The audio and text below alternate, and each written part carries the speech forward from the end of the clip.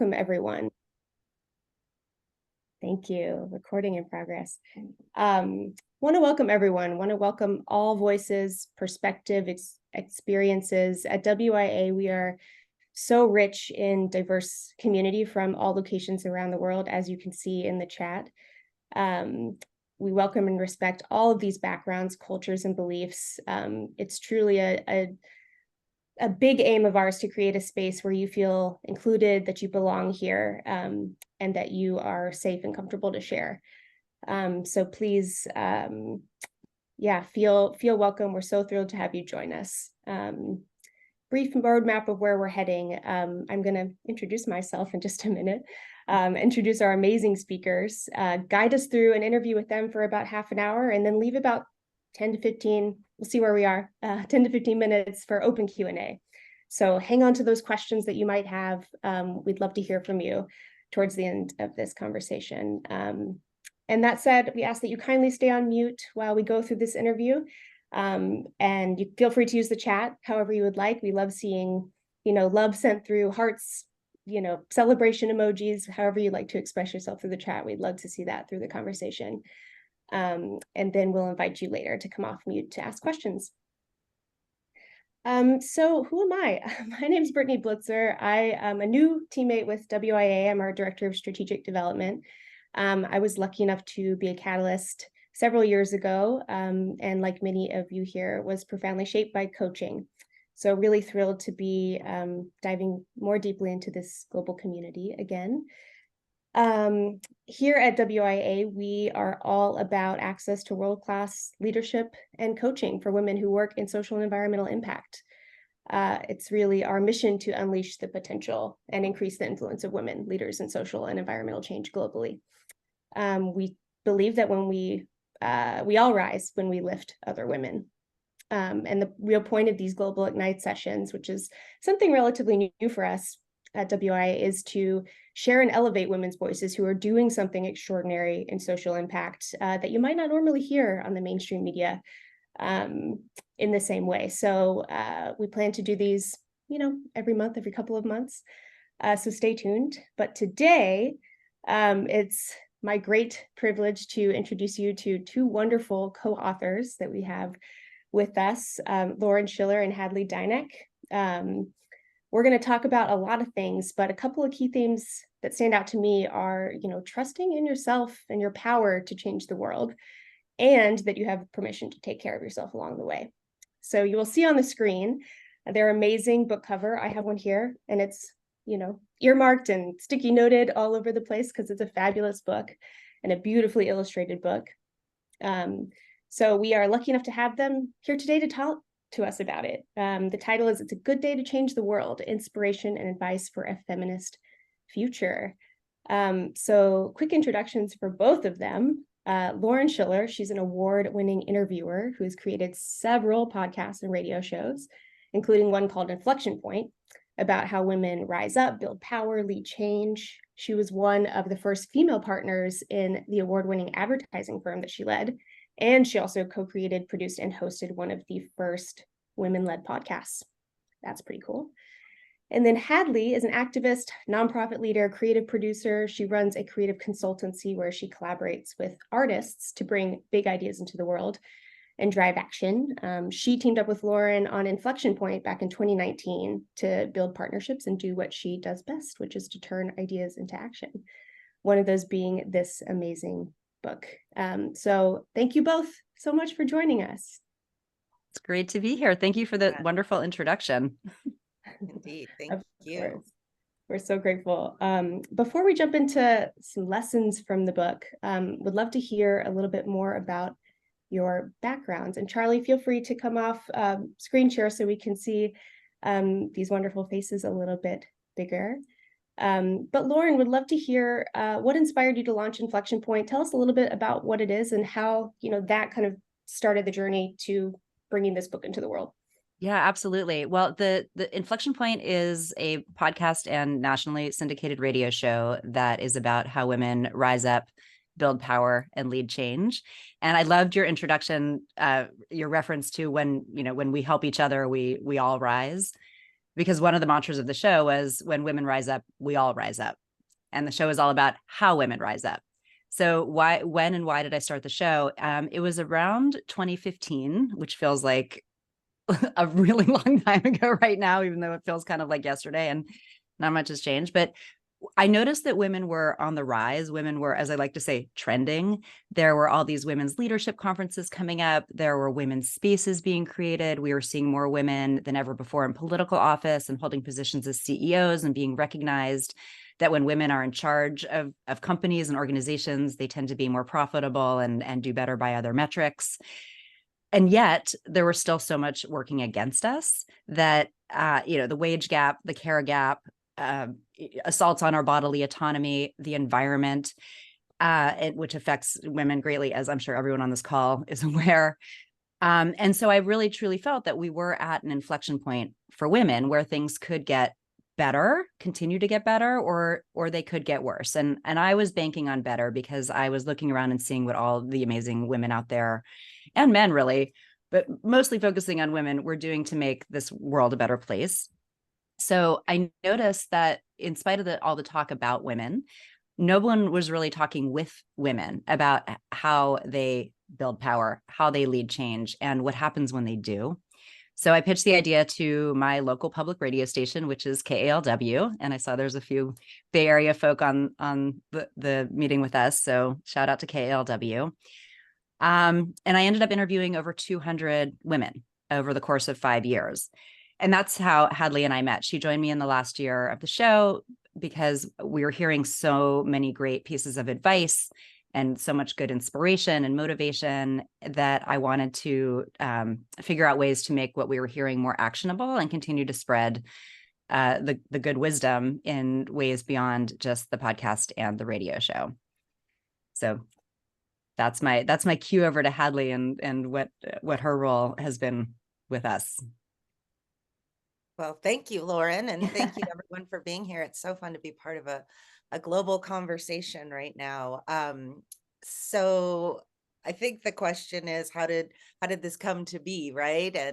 And where we started our collaboration, and we met, as Lauren said, oh, she just disappeared, for about a year. We met when I had just returned to the Bay Area after living in Utah for 5 years. And, I think this group would appreciate that I was looking for my next opportunity, having run a nonprofit organization connecting arts and culture to economic development in Utah, and was introduced to her through another friend. So this kind of friends of friends introducing people. She was looking for some help with actionability and fundraising, and I was looking for something really cool to do. And Lauren has a really wonderful style. She doesn't talk about this so much, but the way that she interviews people really elicits this heartfelt connection that you can hear in the conversation she has. So that really drew me in, as well as the fact that she had interviewed Gloria Steinem twice, and Gloria was, kind of a personal hero of, or is a personal hero of mine. And the first book that I read about feminism was Outrageous Acts and Everyday Rebellions. So we kind of bonded over that, among many things, and started to work on the show. And then, we decided to put the show on hiatus during the pandemic, which was really a catalyst for, well, what do we do with this incredible content that we have, these 200 plus interviews from these women who are tackling all of these important issues. And Lauren and I were walking around a public art project that I had produced on the pathways of Berkeley. And she's like, well, I have this idea about a book. And I started jumping up and down. I'm like, yes, I will work with you if you want me to.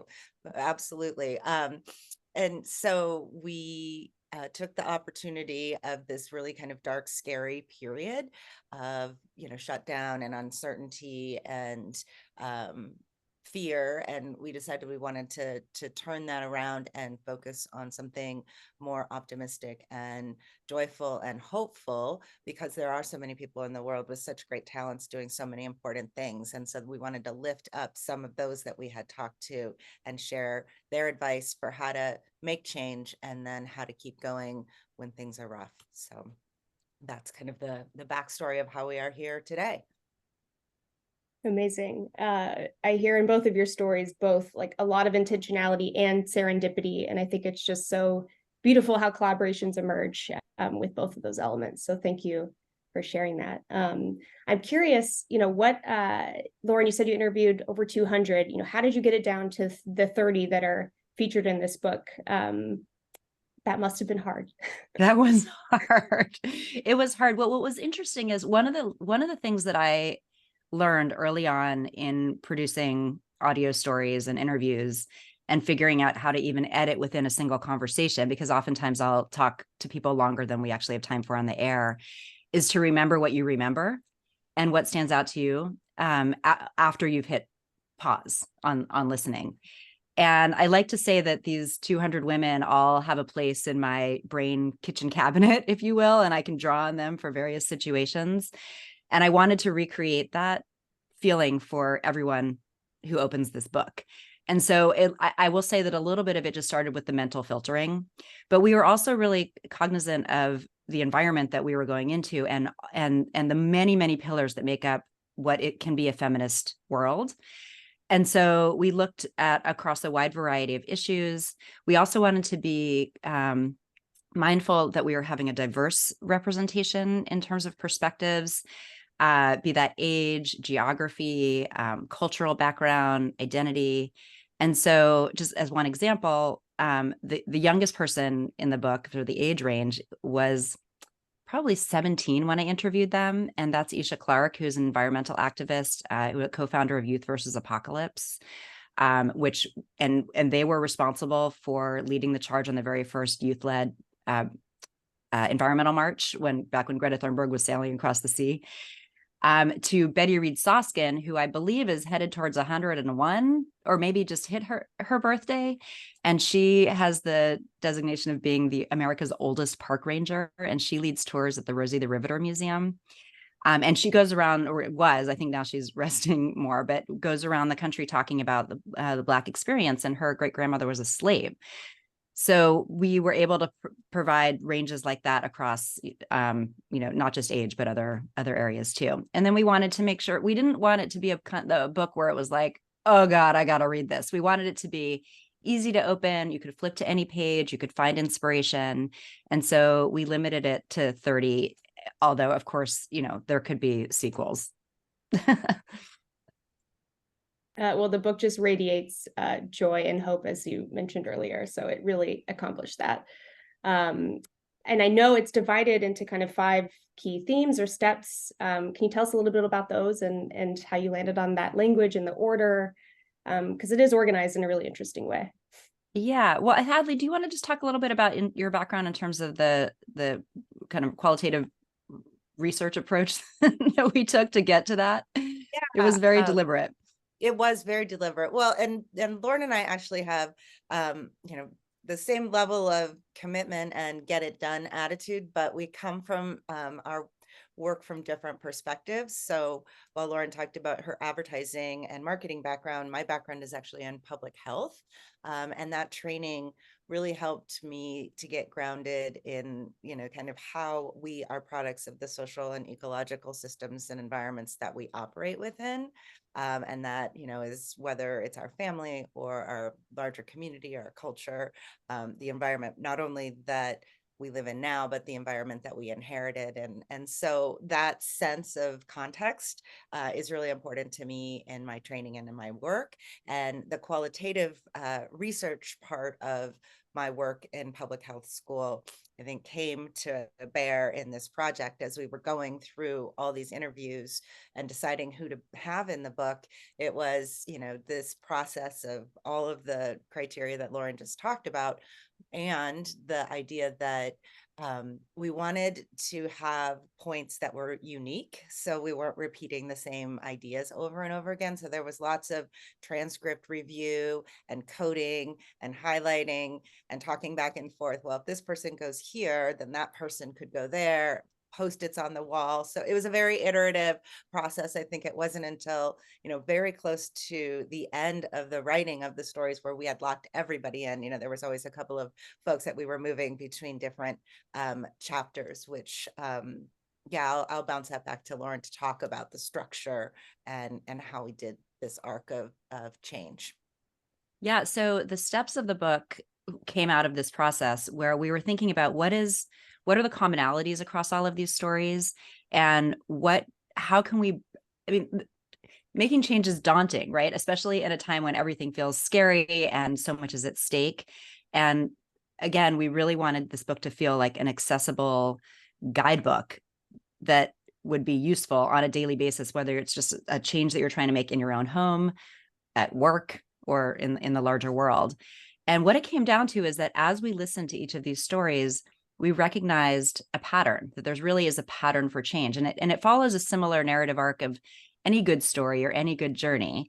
And so it started, even though it took us a while to figure out what that structure was. Once we nailed it down, it seemed so obvious. We couldn't understand why it wasn't just like an immediate aha moment.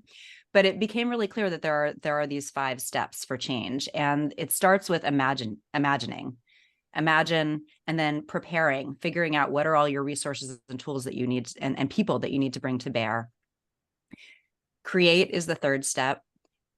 Transform is the 4th step. And then we felt like we could end the story there, but we think of this as a circle. So we wanted to add a 5th step, which is share, and the importance of sharing the good and the bad. So each of these 5 steps, imagine, prepare, create, transform, and share, has 6 stories associated with it, and that's what makes up our 30. And then within each of the stories, there are 4 or 5 tools that are just little bite-sized chunks of what you can practically use in your day to make a difference, along with little vignettes about how to keep going when the work is daunting, because it seemed unfair to put out all these tools and all these ways that you could make change without acknowledging and providing a resource for how you can also take a break. And I'll just jump in there on that part, because I think back to the kind of qualitative research background, we were looking for themes around change, and these themes around taking care of yourself and others, equally important, rose up as consistent. And so then we started to dig in deeper and look for that. And we found, even though Lauren didn't ask that question specifically in her conversations, I mean, occasionally it would come up in the context of the discussion, but it wasn't, a key focus of her interview. These ideas were bubbling up to the surface, and it felt really important to connect the 2 things, because we can't make change unless we are whole and healthy, and we're looking at each other and recognizing when we need to step in and support each other. So so that pairing made a lot of sense to us.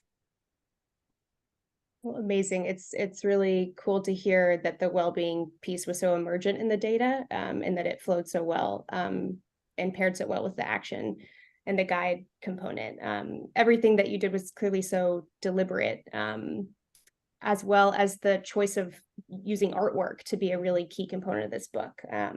Not many authors will do that. So I'm curious, why did you make the choice to prioritize the visual components so much and work with Rosie? And then maybe we can pull up some of those slides to just show everybody how gorgeous the book is, and talk a little bit about that with the visual. Yeah, Hadley, I'll just tee you up for a second, because part of our process was we were checking books out of the library. We were haunting bookstores. We were buying so many books. It was a great excuse to be buying books, and just looking at all the different ways this kind of information could get communicated. And it all felt that some of the text was really tiny and some of the sizes were really big. And, it is so easy to fill a book with a lot of words because there is so much to say. And we were looking for what is the antidote to that, and how can we make this something that is beautiful, that you want to hold in your hand, and frankly, that you want to have on your coffee table, because this should be out there. It shouldn't just be tucked on the bottom shelf of the women's studies section, which is where these books often end up. And frankly, in some stores, we're on the gift table, and in some stores, we're way in the back of the store. It kind of depends on who's running the store. But our hope was that this would be something that people would be proud to own and to display and to share with each other and to be giftable. So that was our intention. And then it was really like, okay, how do we open this up so that we can find the person that can help us deliver on that? So I want to turn that back over to Hadley, and I want to remind you to talk about the artist that we shared a love with the artist that we Yes. ultimately found. Yes, who I actually spoke with yesterday on the phone when I was driving from the airport. I'm in LA right now, and that was fun. I hadn't talked to her in a while. So before I introduce her, even though she's not here, I will say one of the things that, all of what Lauren just said, yes, and we focused to begin with on the color palette and the idea that design can help, so the whole form and function concepts. And so the design of the book could help facilitate the integration and the recollection of the content, if you will. So you can, key in like, oh, okay, this chapter is in pink and it's about thinking big and coming up with your imaginative idea that you want to take on to make change, and moving through the different chapters with the color palette was where we started.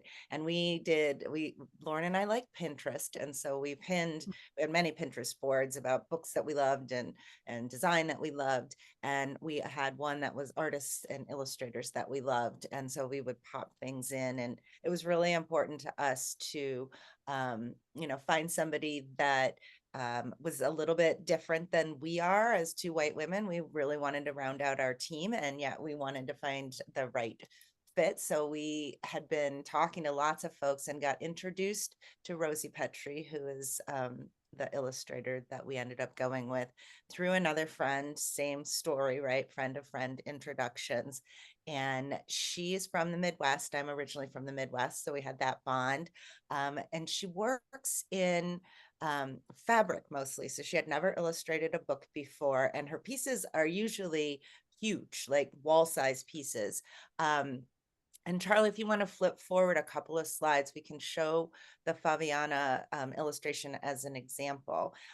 So this, she came up with unique backgrounds for each of the chapters. And so there's the color palette, there's the background, and then the illustrations are all black and white illustrations taken from photographs that reflect kind of her fabric and quilting, Rosie's fabric and quilting style and aesthetic.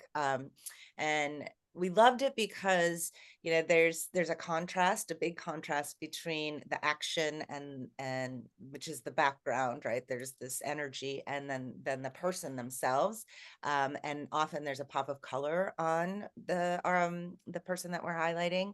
And then the hatching is reflective of quilting, where you make marks where each different type of fabric is going to be sewn. So this we really liked because it was reflecting how we all have these same ideas and same, maybe not ideas, but same existence on the world, but we're in the world, but we're all made up of the same things, but we all are different at the same time. Or said another way, we're all very similar, but each unique. So all of those kind of components Rosie was able to pull together, and she did 30 of these, and we really like that they're full pages. At one point we were talking about them being quarter pages, and it just feels like the book is tiny. It's in 8x8 books if you haven't seen it in real life yet. And so these pictures really, I think, demonstrate the power of art and of activism coming together. I don't know, anything else, Lauren, that we need to talk about design? Oh, if for anyone who's familiar with Sister Corita Kent, Oh, yes. the activist pop art nun, if you are familiar with her, I will just say that she was kind of our joint point of reference as we were thinking about how this book could live in the world. And if you aren't familiar with her, definitely look her up after. Her art is phenomenal, and her way of getting messages out into the world was very subversive in a beautiful way. So cool. It's so interesting to hear how projects come to be like this. You clearly, again, had so much intention behind choosing the artist, choosing the visuals. And I think it really does a service to the book because we can read the words and then we can kind of see the human behind the words. And I think there's just that extra added level of connection that we can feel from this wisdom. So that's certainly how it landed with me. And I really appreciate that component. Great. So coaching is a common thread that brought this whole community together and the folks on this call. And I'm curious, a lot of our coaching conversations can kind of circle around tricky topics like imposter syndrome, perfectionism, things like this. I'm curious, how you both have experienced imposter syndrome in your work, how that's shown up in your journeys.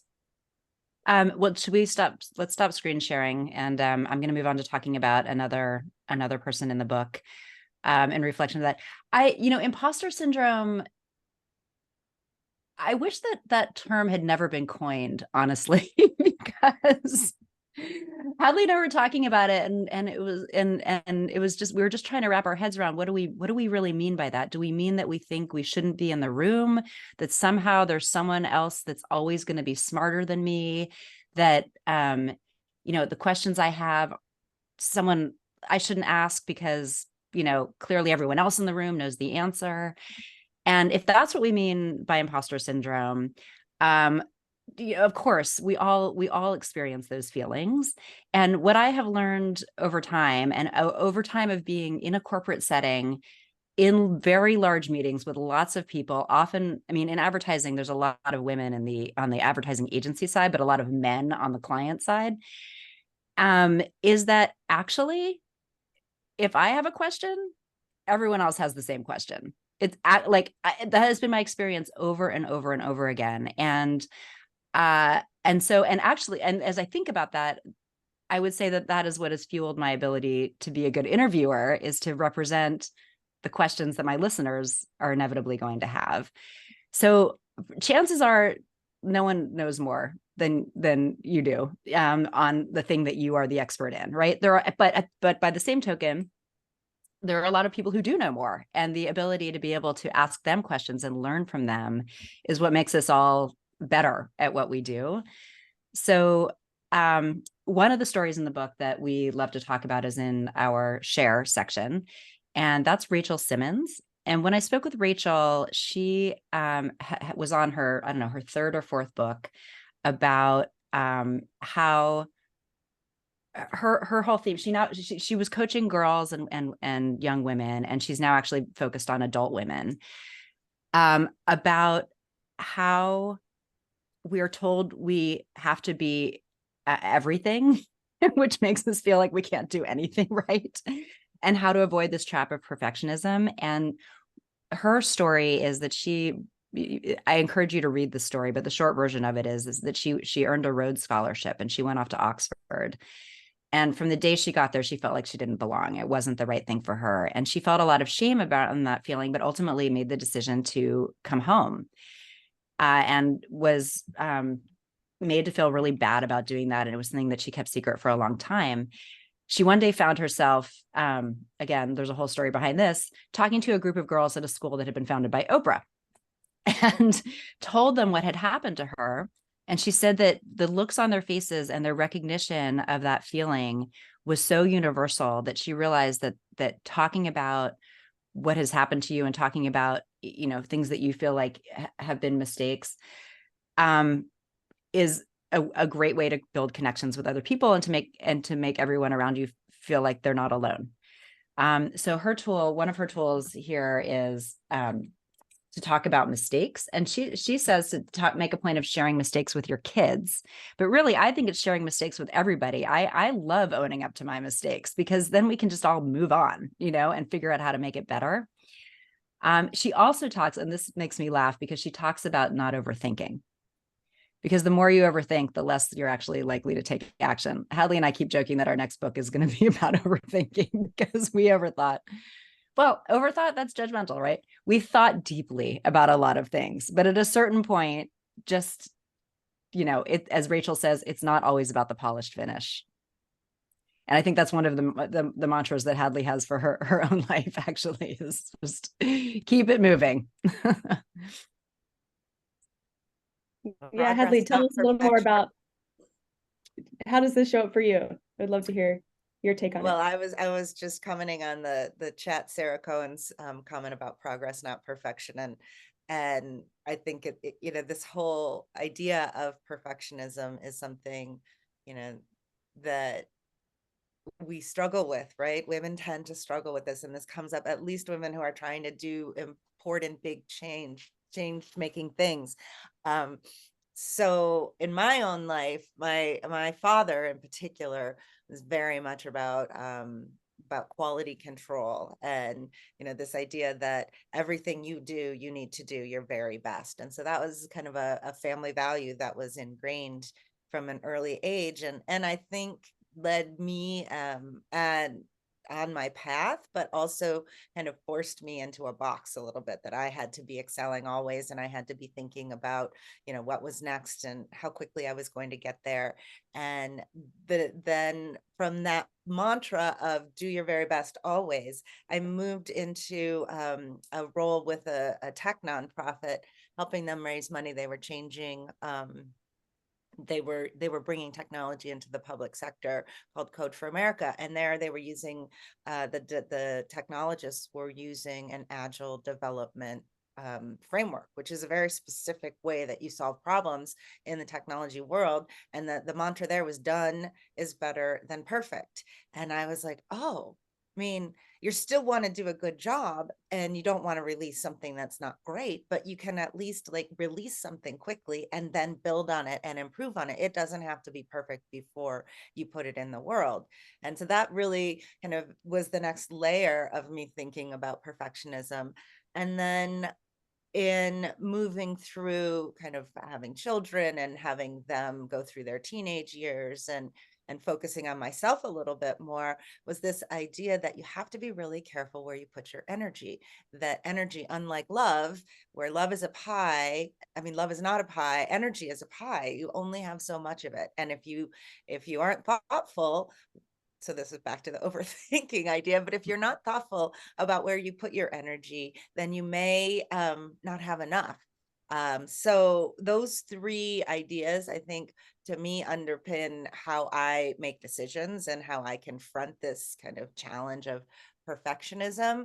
And they come up in different ways for different people in the book. So to bring it back to another woman that we've talked about, Reshma Sajani, do you want to share a little bit about her story, Lauren? I would encourage people to go to page 136 of the Transform chapter and read about Reshma. She talks about how really perfection just gets in our way, and that as women, it's more of a problem than it is for men. That's a broad generalization, but that is how she has framed it. I'm also just being conscious of time. Yes, there she is. And wanting to get to some of the women who have great recommendations on the well-being part of it. Please. If I can read her as if I'm taking over as interviewer. You so are Brittany. The interview expert here. And that's perfect, because with Hadley talking about energy, I think, we all know prioritizing our well-being is important, but it's so hard to do sometimes. So what have you learned from these women that you spoke with? What sticks with you? How can we all get better at this? Yeah. So Anne-Marie Slaughter is a great example in here. Sorry, I've got my book. You can't see it. It's off to the side. And Anne-Marie Slaughter has the distinction of being the first female director of policy planning for the U.S. Department of State. And she was famous for an article that came out in the Atlantic called, let me make sure I get the title right. Why women still can't have it all. And it just created this firestorm. And ultimately it led her to write a book called Unfinished Business. And there are two themes in this book. And one is that we need to value caregiving as much as we value breadwinning. And the other piece of it is that we need to think about our lives in terms of interval training, that we can't go hard all the time, just like a runner can't go hard all the time, that we go fast, we slow down, we go fast, we slow down. And I think that piece of advice is just really invaluable for all of us as we think about, not only our day, but the arc of our entire career. Hopefully most of us will live into our 90s, and that gives us a lot of time to be, surging forward and then hanging back when the time calls for it. Do you want to talk about Heather, Hadley? I do want to talk about Heather. So Heather McTeer Tony is another woman who talks about we can't go all the time constantly. But her story is that she came from the small town in Mississippi and had many firsts. She was the first African-American, youngest, first female mayor of her hometown in Greenville, Mississippi. Oh, here, Lauren's We're trying to deal with my weird background situation. I don't know. Maybe one of you, there she is. There she is. Yes. Now you all know I have a fake background. And climate is one of her really big issues that she focuses on. She worked in the Obama administration on climate issues, and got involved with a group called Moms Clean Air Force, which would bring kids and moms together to lobby for clean air issues, particularly in underserved communities. She's really a phenomenal. I highly recommend you read her story. But her advice, similar to what Lauren was saying about what Anne Marie said, is that you can't go 24/7. And given that climate is her focus, she says, we need to be thinking about ourselves in the context of what the change is that we want to make.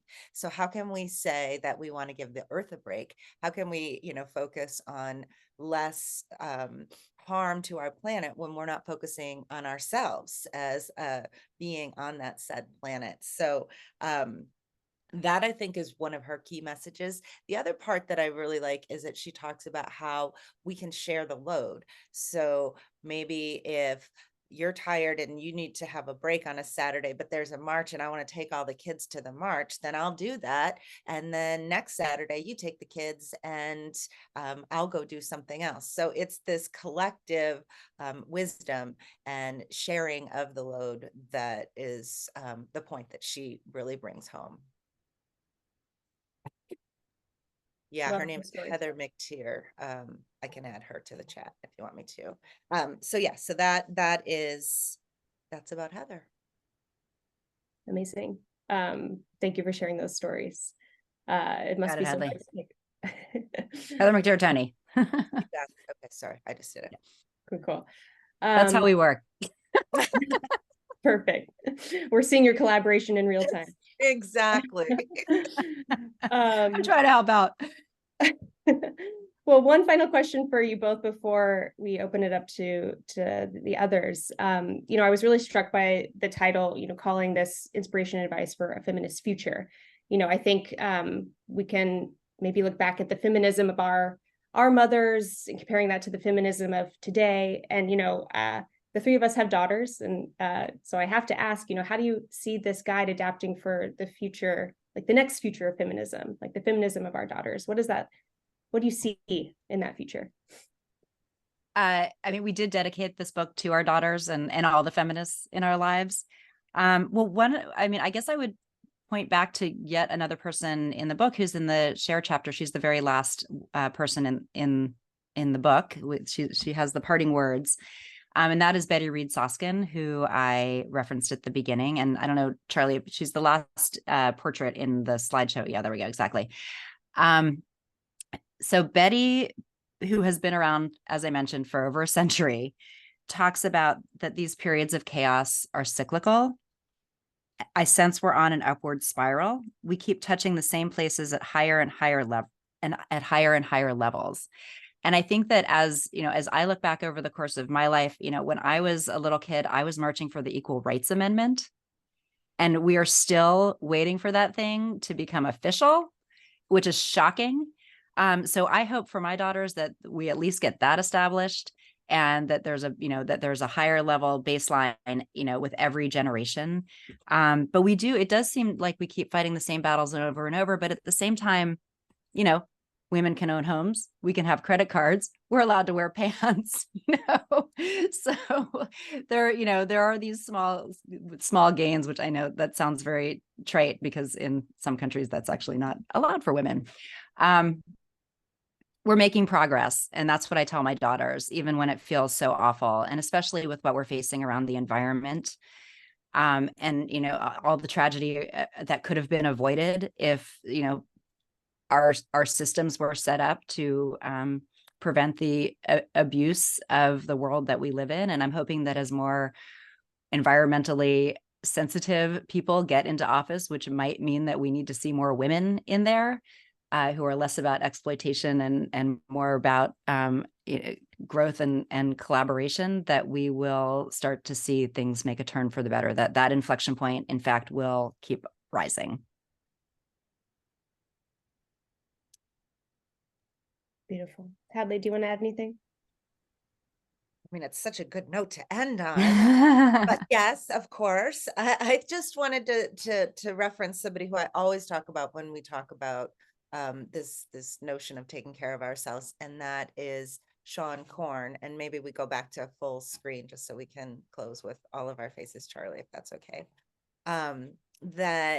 So she has two points that I wanted to bring up. One is that she talks about the fatigue that we feel when we are doing change-making work is actually strategic, and that the more exhausted that we are, the less likely we're going to be able to get things done. So just understanding that reality, which in some cases is very political, is important, and that taking care of ourselves or taking a rest is actually an act of resistance, which I don't think sometimes we frame that way. So I like that very much.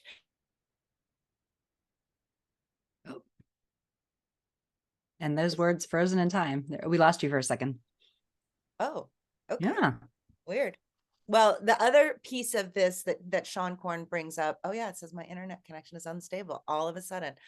So I'll go quickly, is that we can't let fatigue overwhelm us, and that especially when we're talking about children, that we need to kind of break those cycles for our kids, and building our own capacity and demonstrating that capacity for taking care of ourselves is really at the crux of that, so that they can see that when we focus on ourselves, we build our own strength and our collective strength to do the things that we want to do in the world. Love that. It's kind of a call to action to all of us to model the change, which is, you know, a lesson we keep learning and learning. Yes, yes. Amazing. Thank you both so much for all of that. And it's so hard to pick specific stories when you have 200 really amazing women that you've learned from over the years, but the ones that you did share were really poignant and lovely. So I'm eager to keep digging in to those lessons. I want to shift now into opening it up to Q&A for everyone who's here. If anyone has a question, I would invite you to use the handy little raise your hand emoji like I just did to acknowledge that you want to chime in, and then I will invite you to ask Lauren and Hadley a question.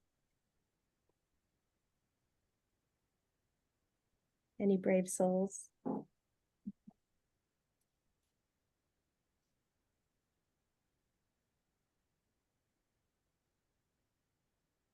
Yes, we were very comprehensive. while we're waiting for questions, oh wait, there's some.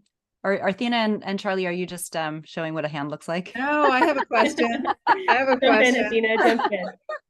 I'm curious to know if you can, this is a hard question. This is like picking who's your favorite child, but I'd love to hear from each of you. Which of the women that are featured in the book inspired you personally the most? If you could choose one that you could point us to, you know, learning more about, and why did they inspire you?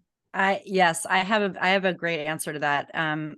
Teresa Younger She's in the Transform section. She is the head of the Ms. Foundation. And she told me the story of joining that organization. She's had a lot of firsts throughout her life. She's an African-American woman who was raised on the East Coast, and she was a lifelong Girl Scout, and she has this amazing story of, when she was a little girl and, being one of the few kids of color on the school bus and calling the bus driver out for racism, and just she's always spoken out.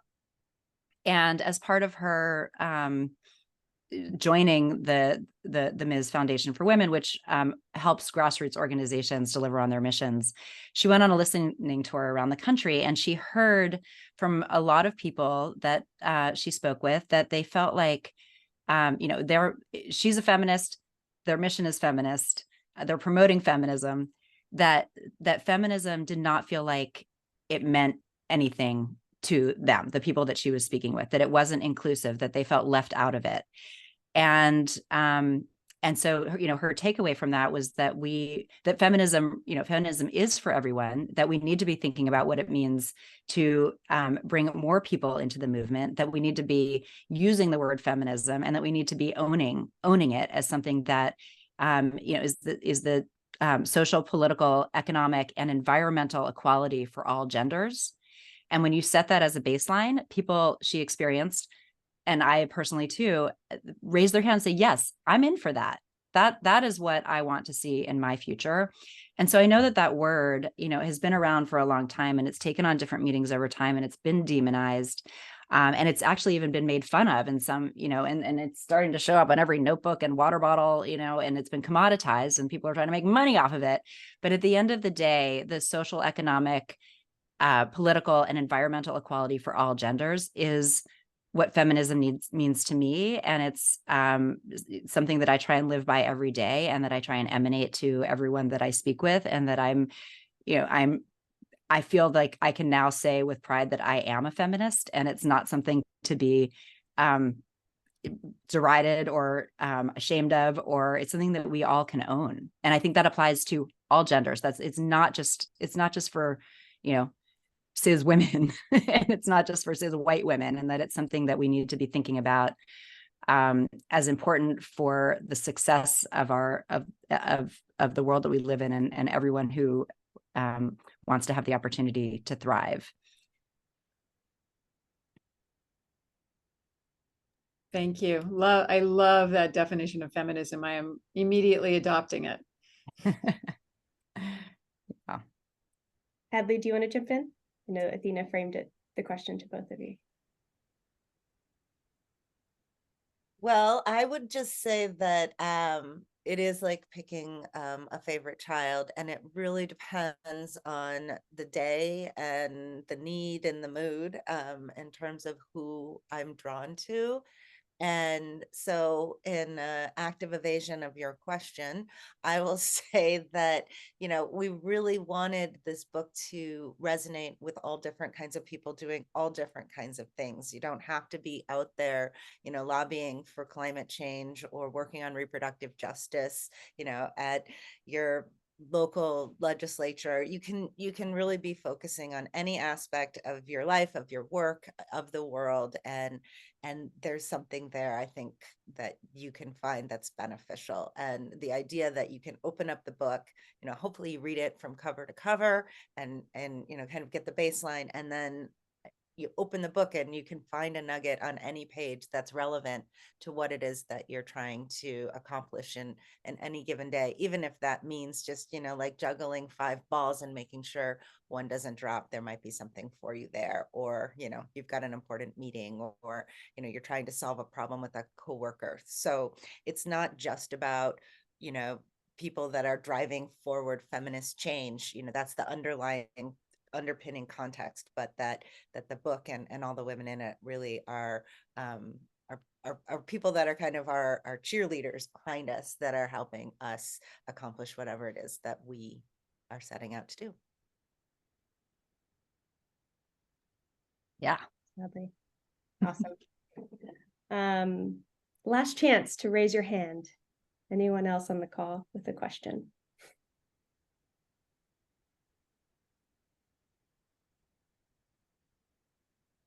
Okay. Well, in that case, we will kind of move toward a final celebration of this amazing, gorgeous book. I saw Charlie put in the chat. Oh, wait, I see we Lenya have has one a question. question. Lenya, please. You can come off mute and ask your question. Our final question of the day. Okay, thank you so much. I'm sorry I may not be able to turn on my video. I'm Lenia Charity from Uganda. Happy to join in. I just want to thank Lauren. She properly actually came up and defined feminism. In my society, people still do not understand feminism. Mine may not be a question, it's actually a compliment. She has helped me own it. At least I can clearly now define feminism and I own it and I'm proud of it, because in my society, we still have a lot of explaining to do to the people around. So I really want to thank you so much for this part, and especially for that, for defining that. I loved her definition so much, and I'm going to use it back home here so well. Thank you. Oh, thank you so much. I'm physically getting chills from your comment. Thank you so much for calling that out. And I'm glad that you have a tool that you can use. Yeah. Amazing. Thank you for sharing that, Lenya. And thank you for being here today.